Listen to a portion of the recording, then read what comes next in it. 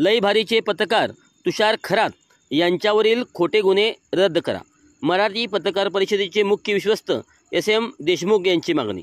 खोटे गुन्हे दाखल करून पत्रकारांचा आवाज बंद करण्याचा निंदनीय प्रकार महाराष्ट्रात सुरू असून लई भारी या यूट्यूब चॅनलचे संपादक तुषार खरात हे यांचे बळी ठरले आहेत. खरात यांच्यावर विनयभंग, अट्रॉसिटी, 5 कोटीच्या खंडणीचे गुन्हे दाखल करून त्यांना अटक केली आहे. खरात तुरुंगातून बाहेर येऊच नयेत या कारवाईमागचा उद्देश आहे. याचबरोबर पत्रकारावर दहशत बसू नये हा देखील हेतू आहे.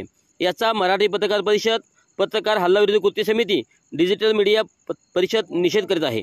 सरकारने खरात यांच्यावरील खोटे गुन्हे रद्द करावेत आणि त्यांची सुटका करावी अशी मागणी मराठी पत्रकार परिषदेचे मुख्य विश्वस्त SM देशमुख यांनी केली आहे. ग्रामविकास मंत्री जयकुमार गोरे यांच्या विरोधात बातमी केल्यानंतर लगेच तुषार खरात यांच्यावर एकापाठोपाठ एक गुन्हे दाखल झाले. अन्य प्रकरणात पोलीस ही तत्परता दाखवत नाहीत असे सांगत मुख्यमंत्री फडणवीस यांनी या विषयात लक्ष घालून खोटे गुन्हे दाखल करून माध्यमाची गळचेपी होणार नाही याची दक्षता घ्यावी अशी विनंती SM देशमुख यांनी केली आहे.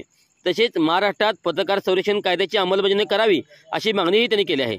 देशमुख म्हणाले, मराठी पत्रकार परिषद तुषार खरात यांच्या पाठीशी खंबीरपणे उभे आहे. तुषार खरात यांनी बातम्या केल्यामुळे चिडून गोरे यांनी त्यांच्या विरोधात खोटे गुन्हे दाखल केले आहेत. हे स्पष्ट आहे. विषय व्यक्तिगत नसून पत्रकारितेशी संबंधित आहे. त्यावरून खरात यांच्यावर अट्रॉसिटी, विनयभंग आणि खंडणीचे गुन्हे दाखल करणे संतापजनक आहे. खरात यांनी खोट्या बातम्या दिल्या तसे तुमचे मत असेल तर त्यांच्या विरोधात कोर्टात बदनामीचा दावा दाखल करता येऊ शकतो, पण तसे न करता गंभीर स्वरूपाचे गुन्हे दाखल केले याचा अर्थ त्यांचा माध्यमाच्या दहशत बसवायची आहे.